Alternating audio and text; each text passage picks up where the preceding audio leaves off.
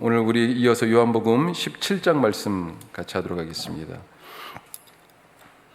17장은 다른 복음서에 없는 아주 독특한, 요한복음 자체가 그런 부분들이 대부분이지만 특별히 예수님이 기도하시는 모습인데요. 이게 시점상으로 제자들과 마지막 식사를 하시던 그런 자리와 겟세마네 동산으로 가시던 그 사이 중간에 지금 이 기도가 끼어 있어요. 한편으로는 겟세마네 동산에서 이런 기도를 하지 않으셨을까 이렇게 또 생각도 해보고요.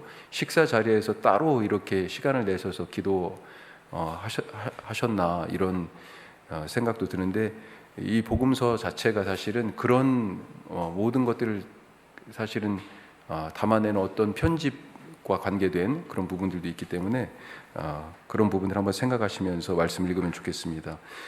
예수님께서 17장 기도하시는데 내용이 세 가지로 되어 있어요.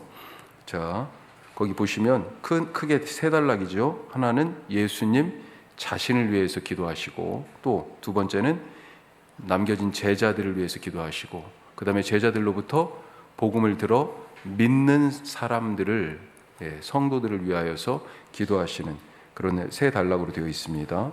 자, 먼저 1절에서 5절까지 예수님 자신을 위한 기도를 보면 5절이 기본적으로 지금 이 5절까지가 말씀하신 목적인데,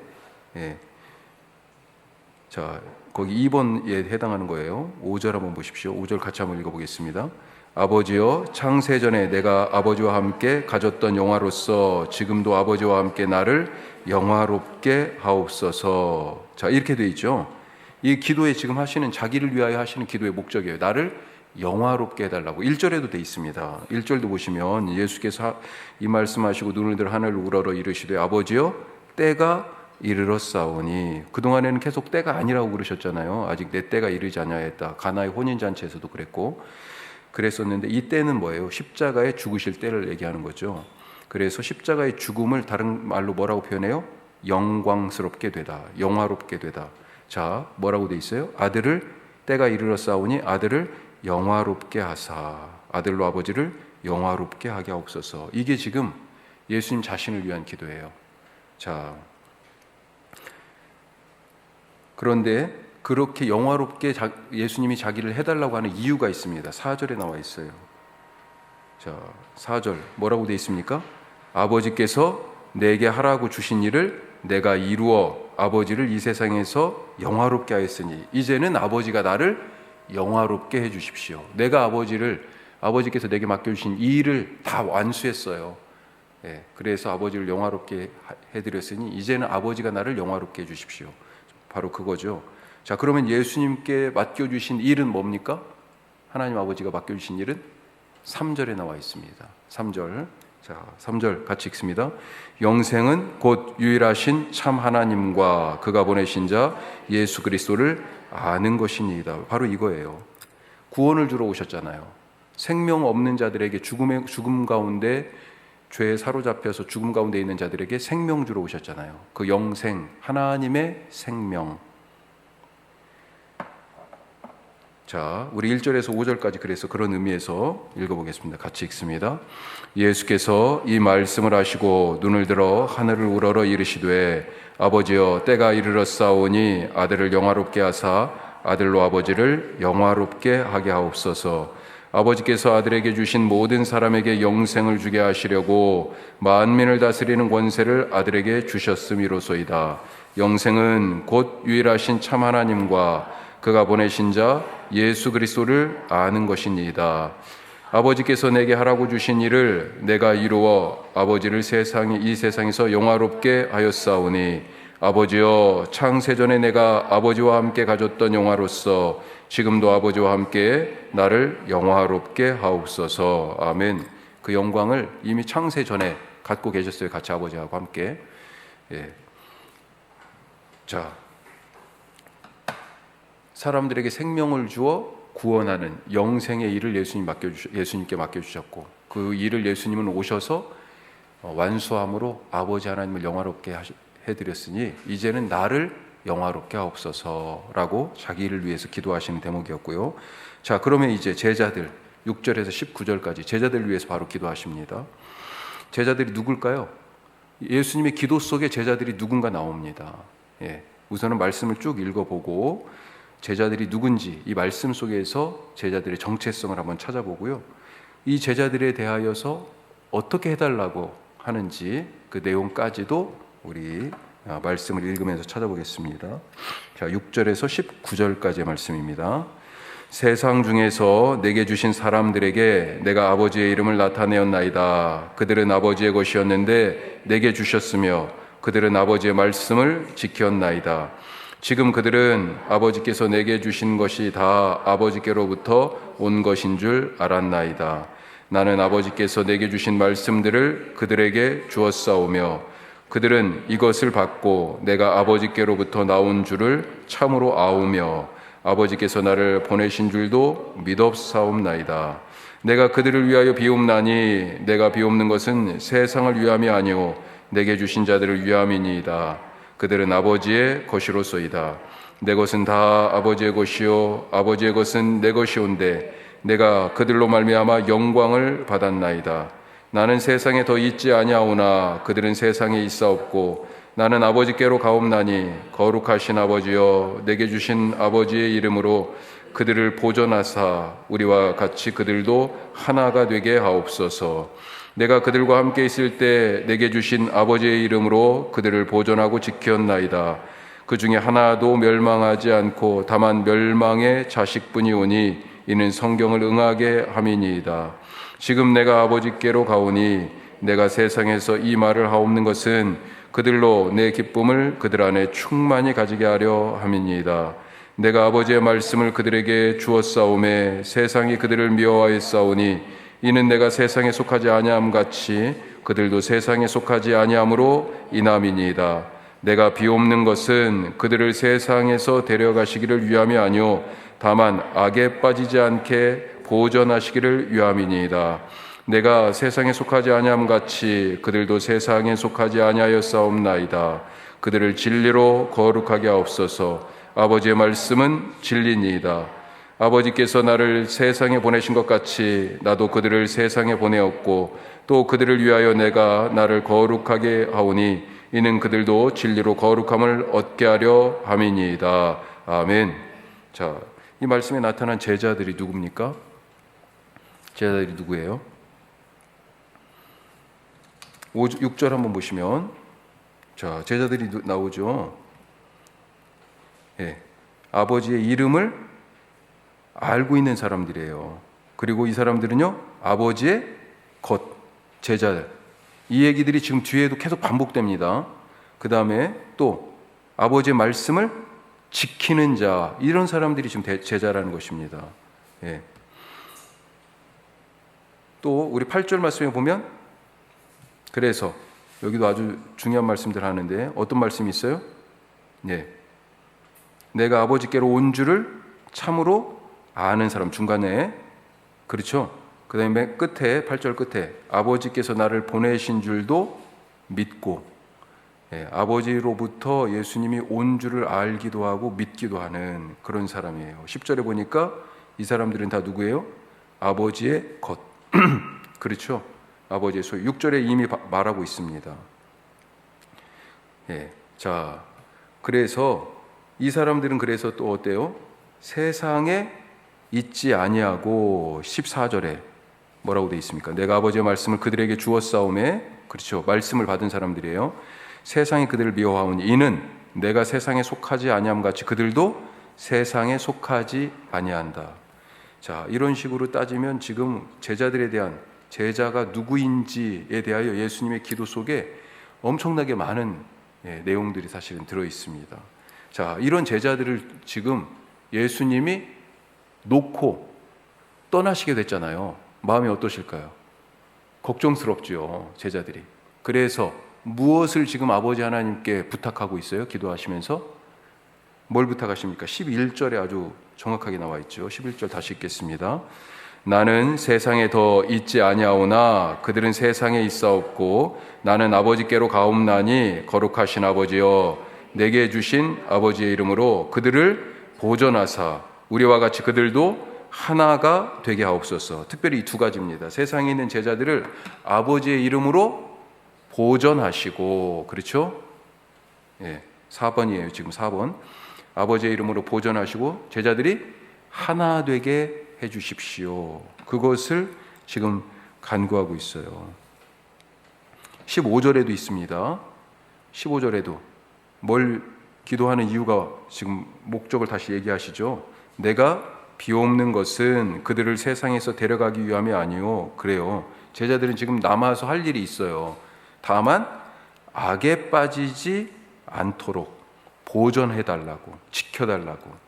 그래서 보존하시고 아버지의 이름으로 제자들을 보호하시고 또 하나 되게 하십시오.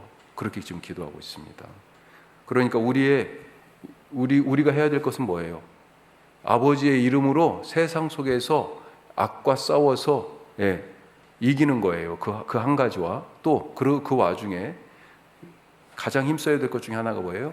우리가 제자 공동체가 하나가 되는 것, 바로 그것입니다. 그래서 하나됨을 깨는 것보다 더 큰 불의가 없어요. 사실 교회가 갈등하고 생각이 다 다르고 그것들이 조율되는 과정에서 마찰도 좀 있고 서로 좀 불편함도 생길 수도 있고 그렇긴 하지만 결국 그래 가지고 결국 연합하고 하나 되어야지, 그래 가지고 결국 깨지고 하나됨을 망친다고 그러면 이것보다 더 큰 불의는 없다라고 하는 것.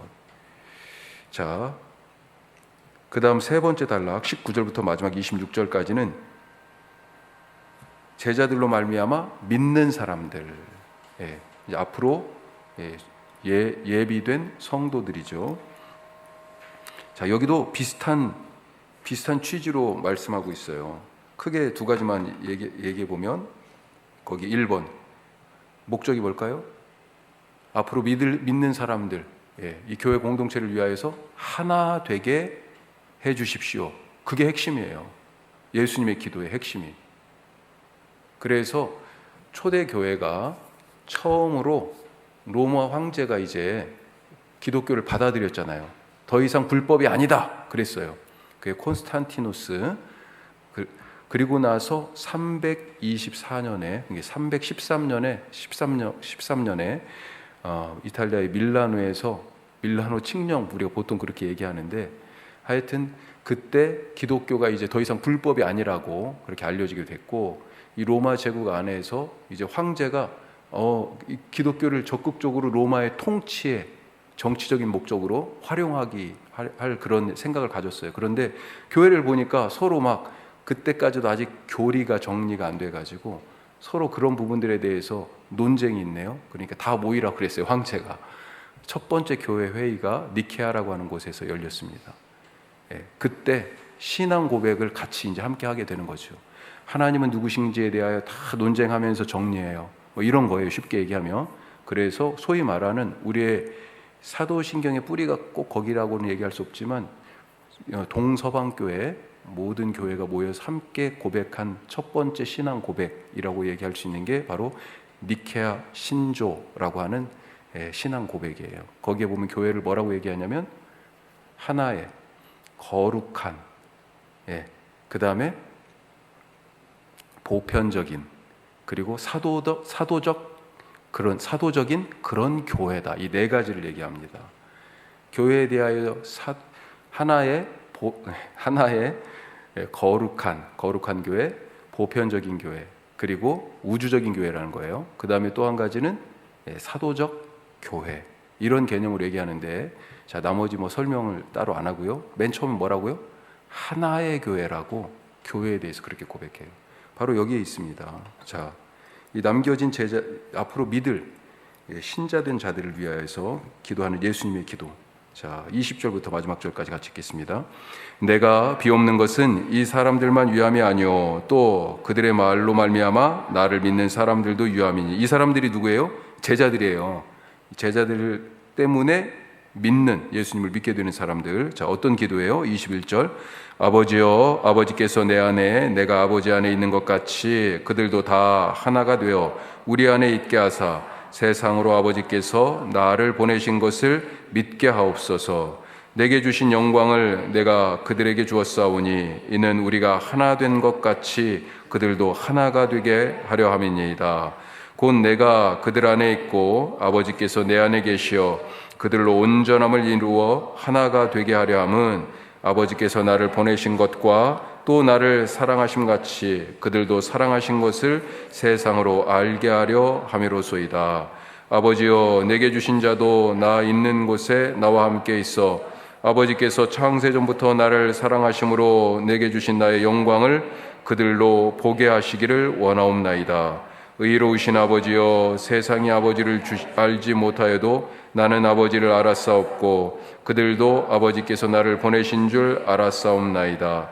내가 아버지의 이름을 그들에게 알게 하였고 또 알게 하리니 이는 나를 사랑하신 사랑이 그들 안에 있고 그들도 나도 그들 안에 있게 하려 함이니이다. 아멘. 아멘. 그렇죠. 물론 하나됨 말고도 지금 두세 가지 더 키워드가 있는데 가장 돋보이는 지금 키워드는 하나됨이에요. 하나됨의 교회. 우리가 그것을 위해서 애쓸 수 있길 바랍니다. 자, 이제 우리 18장으로 넘어가도록 하겠습니다. 18장 체포와 신문. 제가 거기 단어를 신문이라고 썼는데 신문이 맞습니까? 신문이 맞습니까? 예? 심이에요? 제가 몇 번 찾아보고 지금 신문이라고 썼는데 피의자, 범죄자에 대하여서 죄를 혐의가 적시된 사람들에 대하여서 그 조사하고 그런 건 신문이라고 한대요. 그런데 소위 좀 쉽게 얘기하면 참고인 진술 같이 그런 것은 신문이래요. 더 깊이 자세하게 캐물어 보는 거. 그래서 저도 신문이라고 최초에 썼다가 신문으로 바꿨습니다. 혹시 또 찾아보시고 아니면 알려주세요. 자, 이 18장은 장소가 이렇게 쭉쭉 옮겨갑니다. 드디어 예수님이 체포되시고 재판받는 그런 내용이 18장에 나와 있어요. 우선 감람산, 여기서는 명칭이 기드론 신의 건너편이라고 되어 있습니다. 어떻게 되어 있냐면 성전이 있고 성전 동쪽, 성전이 예루살렘 동쪽에 있어요. 그리고 이 성전이 동쪽을 향해 있어요. 입구가. 원래 사람들이 들어가는 곳은 남쪽에서 들어가거나 서쪽에서 들어가게 되어 있습니다. 주로. 물론 북쪽에도 문이 있습니다만 이 성전 자체가 사람들이 이 뜰에 왔다 갔다 하다가 이렇게 해가지고 동쪽으로 들어가 가지고요. 그런데 이 동쪽이 이제 해가 보이잖아요. 그런데 이 동쪽 성전 벽 이쪽 끝으로는 골짜기예요. 거기가 기드론 골짜기입니다. 그리고 이 골짜기를 건너가면 감람산이에요. 올리브산. 그리고 그 감람산의 어느 한쪽이 겟세마네 동산, 예수님이 기도하셨던 곳 이렇게 생각하시면 되겠어요. 자, 여기서는 감람산 혹은 겟세마네 표현은 안 나오지만 기드론 신의 건너편 동산이다 이렇게 나오고요. 거기에서 이제 출발해서 체포되시고 안나스의 집으로 갑니다. 안나스가 옛날 대제사장이에요. 그래서 여기에서 베드로가 1차 부인합니다. 3번 부인해야 되잖아요. 다른 복음서는 안나스의 집이 안 나와요. 그냥 대제사장의 집이라고만 나오는데 여기서는 안나스의 집이 먼저 나오고 베드로가 이때 처음 부인하고 그 다음에 두 번째가 이때의 대제사장, 진짜 대제사장 가야바의 집으로 또 보내집니다.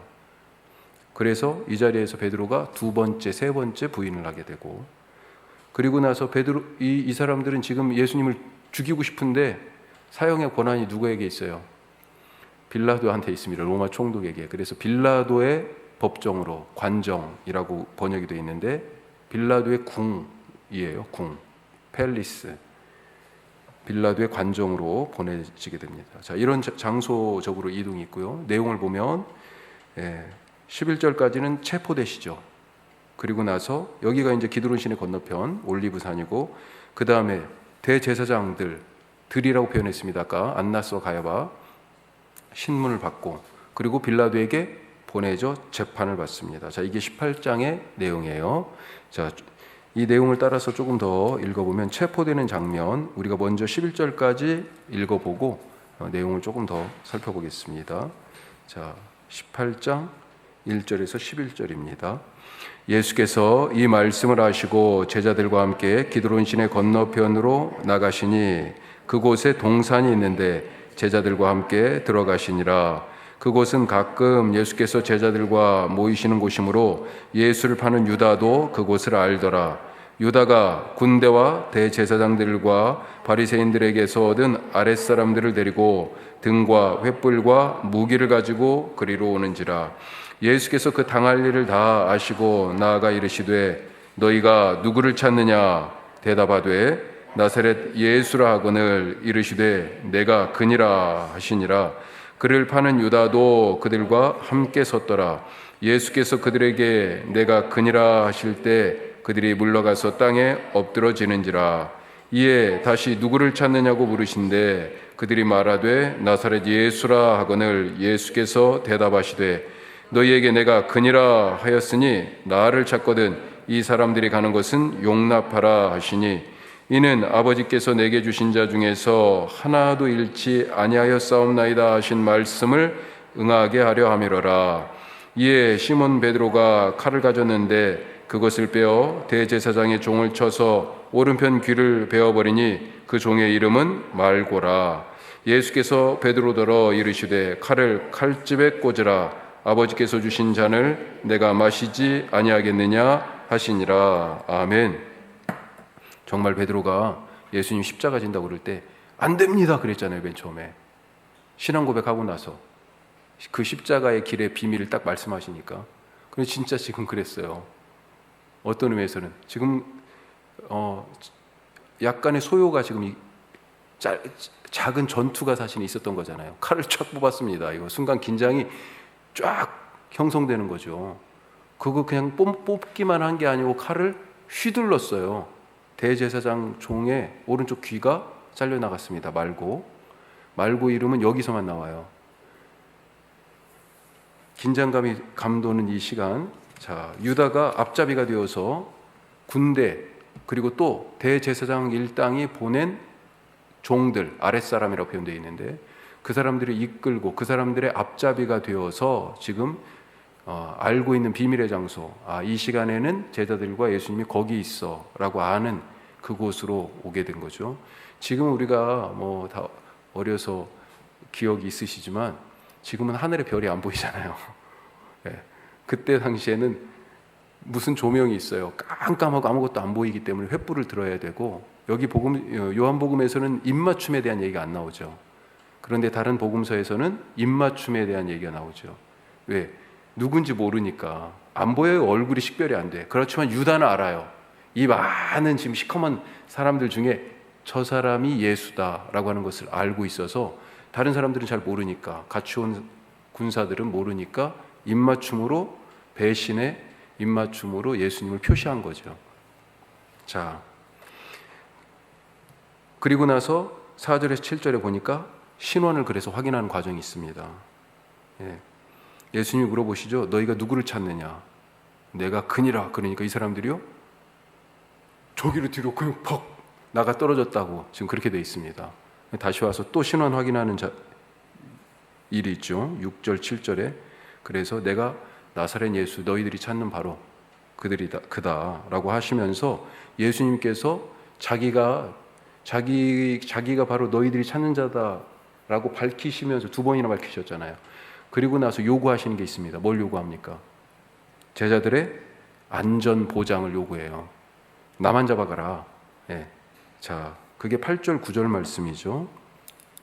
이 사람들이 가는 것을 8절 나를 찾거든 이 사람들이 가는 것을 용납하라. 그러시면서 이유가 있습니다. 9절에 같이 읽어요. 이는 아버지께서 내게 주신 자 중에서 하나도 잃지 아니하였사옵나이다 하신 말씀을 응하게 하려 함이로라. 어디에 이런 말씀이 있어요? 6장 39절에 한번 찾아보십시다. 6장은 오병이어의 그 사건이 있은 다음에 생명의 떡에 대하여 예수님이 말씀하시는 거예요. 6장 39절.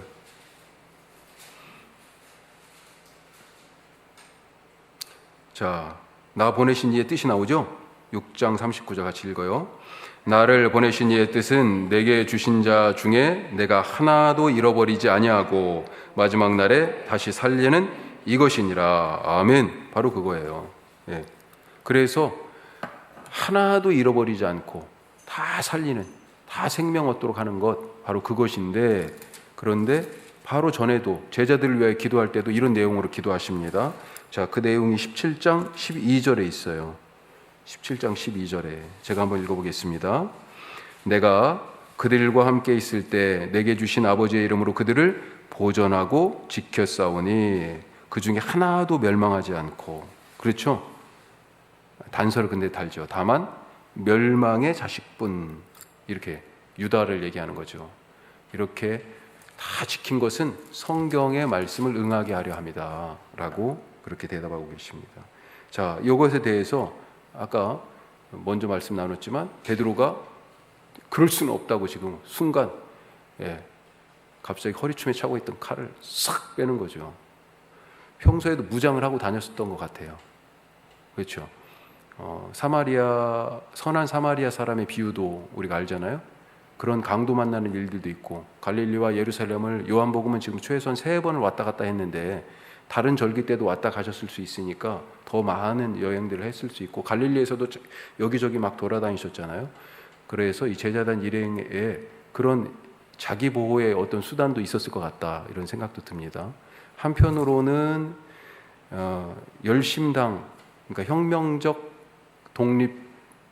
독립을 혁명적 그 투쟁적 방법을 통해 가지고 독립을 해야 되겠다라고 하는 열심당, 제자 중에는 열심당도 있었어요. 그런데 베드로는 열심당은 아니거든요. 그런데도 베드로도 칼을 소지하고 있었구나, 이런 생각이 드네. 자, 제자들 이렇게 체포가 되셔가지고 이제 어디로 끌려가냐? 그 해의 그때의 대제사장에게로 가는 게 아니고 그 전 제사장에게 갑니다. 그게 안나스예요. 자, 거기 노트를 보시면 뭐라고 돼 있어요? 안나스는 이전에 제사장 했던 사람입니다. 6년, 주후 6년에서 15년에 이미 제사장을 했어요. 예수님 때는 주후 한 30년경이잖아요. 네, 그러니까 15년 전에 이미 제사장 끝났습니다. 그리고 나서 그 뒤에 다른 사람들이 제사장 했는데 다 이 안나스의 가문에 거의 다 속해 있는 사람들이 한 3-4명이 이렇게 지나갔어요. 그리고 나서 지금은 누가 제사장이냐면 가야바예요. 가야바가 누구냐? 안나스의 사위입니다. 사위. 예. 지금 장인과 사위가 이 가문이 계속 해요. 그런데 그 전에도 말씀드렸지만 이때 당시엔 대제사장을 원래는 아론의 후손이 해야 되잖아요. 아니에요. 지금 다 돈 주고 사는 겁니다. 이게 누가 임명해요? 지금은 로마 총독이 임명해. 예. 그러니 이거 허수아비죠. 말 잘 들어야 되는 거예요. 물론 로마 총독도 그런 정치적인 관계를 고려해가지고 서로 그렇게 딜을 하는 거죠. 어느 정도. 예. 너희는 내 말을 잘 듣고 나는 너희들 욕을 좀 들어주고, 그래서 그런 차원에서 사실 예수님이 십자가에 나중에 보면 빌라도가 죄 없다고 계속 얘기합니다. 그런데도 불구하고 십자가에 달리시죠. 자, 제사장의 신문 한번 보겠습니다. 우리 12절에서 27절까지 말씀 읽겠습니다. 이에 군대와 천부장과 유대인의 아랫사람들이 예수를 잡아 결박하여 먼저 안나스에게로 끌고 가니 안나스는 그의 대제사장인 가야바의 장인이라. 가야바는 유대인들에게 한 사람이 백성을 위하여 죽는 것이 유익하다고 권고하던 자러라. 시몬 베드로와 또 다른 제자 한 사람이 예수를 따르니 이 제자는 대제사장과 아는 사람이라. 예수와 함께 대제사장의 집들에 들어가고 베드로는 문 밖에 서 있는지라. 대제사장을 아는 그 다른 제자가 나가서 문지키는 여자에게 말하여 베드로를 데리고 들어오니 문지키는 여종이 베드로에게 말하되 너도 이 사람의 제자 중 하나가 아니냐 하니 그가 말하되 나는 아니라 하고 그때가 추운 고로 종과 아랫사람들이 불을 피우고 서서 쬐니 베드로도 함께 서서 쬐더라. 대제사장이 예수에게 그의 제자들과 그의 교훈에 대하여 물으니 예수께서 대답하시되 내가 드러내놓고 세상에 말하였노라. 모든 유대인들이 모이는 회당과 성전에서 항상 가르쳤고 은밀하게는 아무것도 말하지 아니하였거늘 어찌하여 내게 묻느냐. 내가 무슨 말을 하였는지 들은 자들에게 물어보라. 그들이 내가 하던 말을 아느니라. 이 말씀을 하심에 곁에 섰던 아랫사람 하나가 손으로 예수를 쳐 이르되 네가 대제사장에게 이같이 대답하느냐 하니 예수께서 대답하시되 내가 말을 잘못하였으면 그 잘못한 것을 증언하라. 바른 말을 하였으면 내가 어찌하여 나를 치느냐 하시더라. 안나스가 예수를 결박한 그대로 대제사장 가야바에게 보내니라.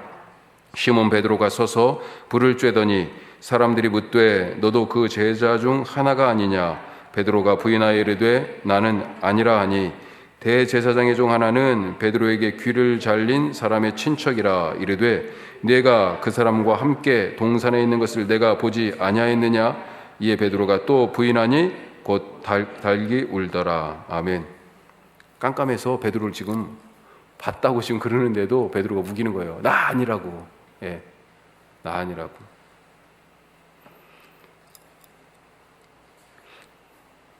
자, 여기는 뭐 더 설명하지 않고 넘어가도록 하겠습니다.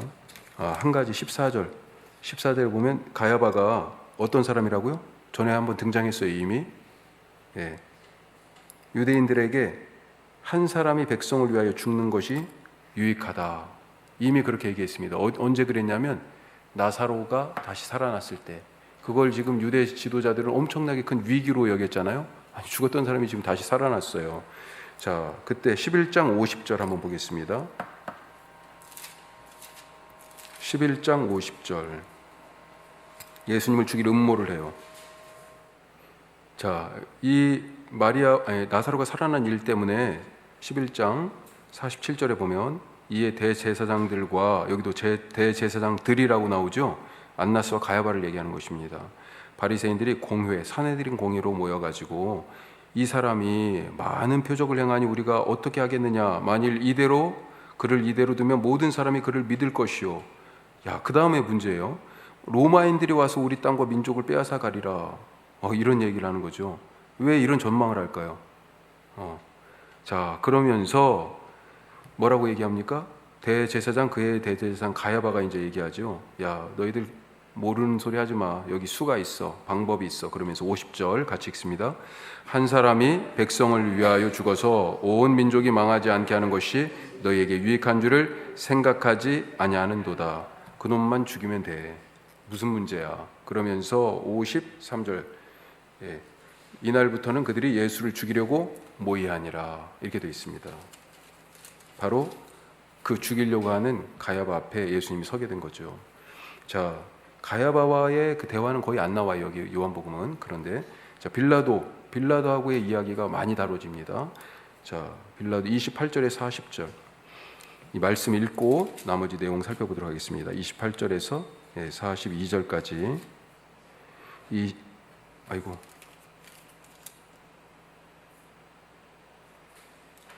28절이죠.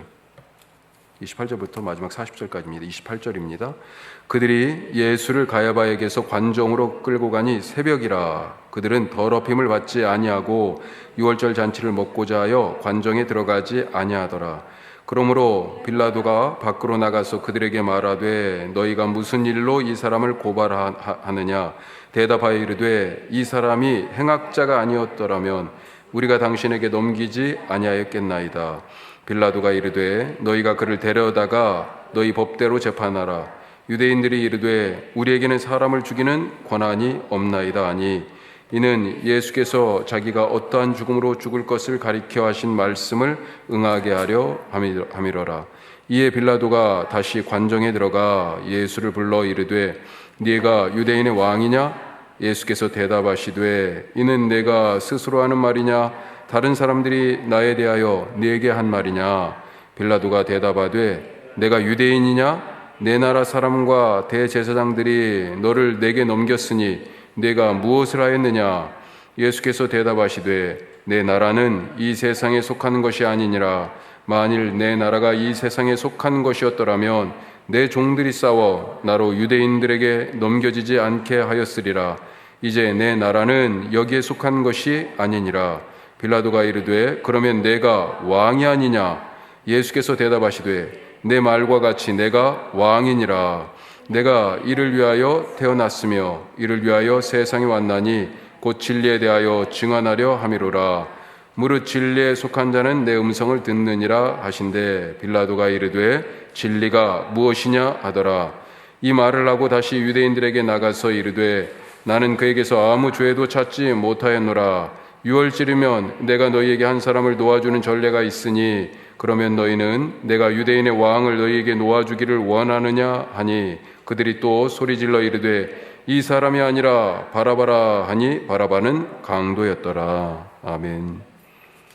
어떤 모습이 나옵니까? 유대인들의 위선이죠. 왜 위선적이에요? 지금 빌라도의 궁에 들어가려고 안 해요.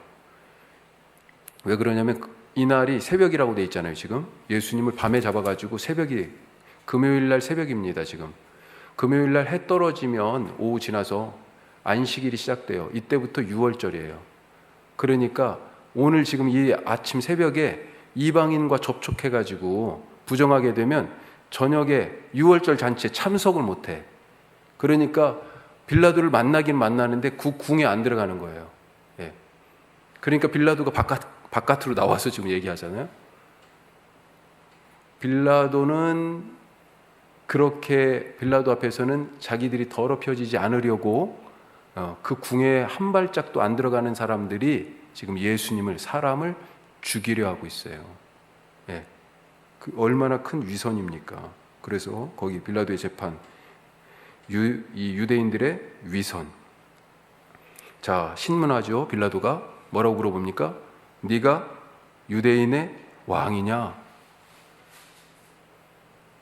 결국 예수님이 뭐라고 대답하세요? 유대인의 왕이라고 얘기 안 하세요. 내 나라에 대해서 얘기하십니다. 내 나라에 대해서. 내 나라는 이 세상에 속한 나라가 아니다. 이 세상에 속했으면 유대인들로부터 나를 지켰을 것이다. 내가 부리는 종들이, 군사가. 예, 그러니까 그러면 네가 내 나라가 세상에 속한 나라 말고 내 나라가 있다고 예수님 얘기하니까 빌라도가 그러면 네가 왕 맞네? 그런 거죠. 그러니까 예수님이요, 그렇다. 내가 왕이다. 이렇게 지금 대답하신 거예요. 어떤 나라의 왕? 이 세상에 속하지 않은 나라의 왕. 바로 그거죠. 진리가 무엇이냐? 바로 이 세상에 속하지 않은 나라가 있다는 거예요. 예? 진리가 무엇이냐고 물어보잖아요, 빌라도가. 지금 분명히 이렇게 얘기했는데도 불구하고 몰라. 예. 지금 세상에서 가장 힘센 나라, 거기에 지금 일원이잖아요. 그 황제를 대신해서 지금 이 총독으로 와 있잖아요. 그것만 보이는 거죠. 이 세상에 속하지 않은 나라에 대하여 예수님 말씀하시는데 그걸 지금 모르네요. 그래서 물어보는 거예요. 진리가 뭐야?